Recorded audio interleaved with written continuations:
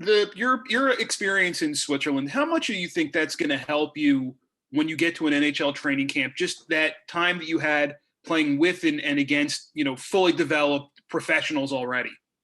Yeah, I think it's definitely going to help going into a camp and going into the NHL one day. I think for sure that's going to really benefit me playing in Switzerland. I learned a lot from the older guys there, and I learned a lot from the different coaches that we had on the team. And I think it's just really going to benefit me and my personality as a person and a player. And I can't wait to show that at the next level. I know it's going to take hard work, and I know it's going to be a grind to play at the next level and to be in a top six role. But what I learned over in Switzerland is really going to help with that and make the transition a lot easier.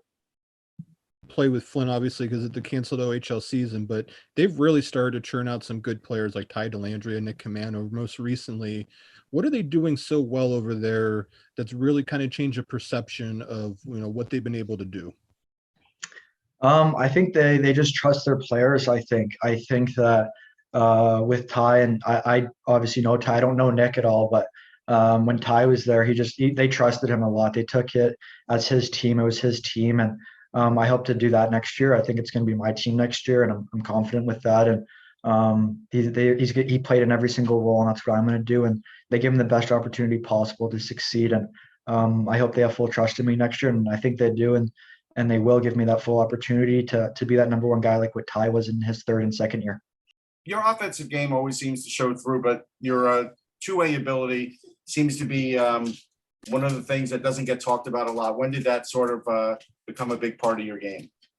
Yeah, that hasn't been talked about at all. Actually, I think that my offensive ability, my shot, and my Q seem to take that over a little bit. But I like to say that I'm a good defensive foot player. I'm still trying to work on 200-foot game in the D zone a little bit, but I think I am a two-way forward. I can play well in the D zone. I block shots. People don't really see that, but I like blocking shots. You get the tap on the bench from the boys, and they recognize that. The coaches recognize that, and it's just something in my game that's developed over the years. And I've been doing a pretty good job at that, and I look forward to seeing where that takes me. Hey, Brennan, just the decision to go over to Switzerland in what's been a very unusual year. When did you start planning for this, and how important did you feel it was for you to stay, involved in the game, knowing that this was your draft year? Yeah, it was definitely a fun decision and a hard decision to make, just because being away that far away from home from your family. But my dad played over there, my uncle played over there, so I kind of knew what it was like to live over there a little bit. I was my first time going though when I went, and they've told me stories and pictures and the way that the Swiss play, and I was really looking forward to it, and I was really excited to play over there. Like I said earlier, I learned a lot. It was tons of fun, and I learned a lot going into in the draft year and coming up into this draft with previous guys in the draft in their past years. But it was a great decision. I have no regrets going, and it was lots of fun. Hey, Brendan, so we mentioned a little bit about, some of your talents in terms of your two-way ability, but, it also, a lot of the scouting reports say you're really good at retrieving pucks. How was that, and how challenging was it on the bigger ice surface this season?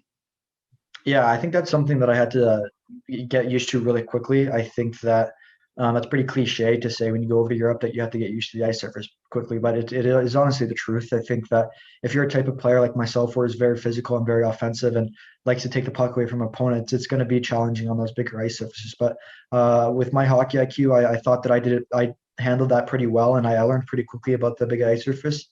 And it was, like I said, it was a great learning experience. Lots of guys taught me how to kind of maintain my energy and maintain my speed and my shot over there, and my shot got better, my IQ got better.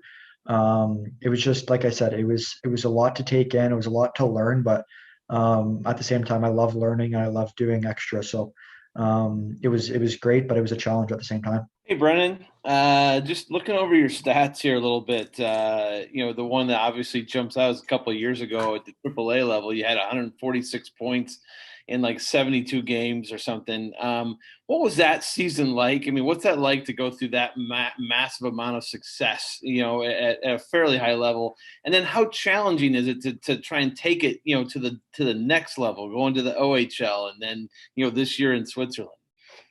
Yeah, it's it's a tough question because everyone loves putting up numbers. I think that 140 point or yeah, 146 point season I had back in minor hockey was something special. But now to me, it doesn't mean anything. I think at the time it did, for me, my family, and everyone else around me. But it's a challenge. The next level, the OHL is better than AAA, and then the NHL is better than the OHL. So I think wherever you go, I think that you have to. People are thinking they're going to produce and do the exact same, but essentially they won't. Some guys want to be that point per game guy or over point per game, but essentially you may be that guy that won't be a point per game ever anymore, right? And that's something that you just got to take in, and you got to recognize that. And it's okay that you're not that point per game guy anymore. You're still producing in your own way, and how you're playing, and doing the little things right. And again, that's cliche, but it's just some stuff as simple as that. And like I said earlier, it's a hard challenge to do, but it's at the same time it's a fun challenge, and you do it with great people surrounding you and supporting you.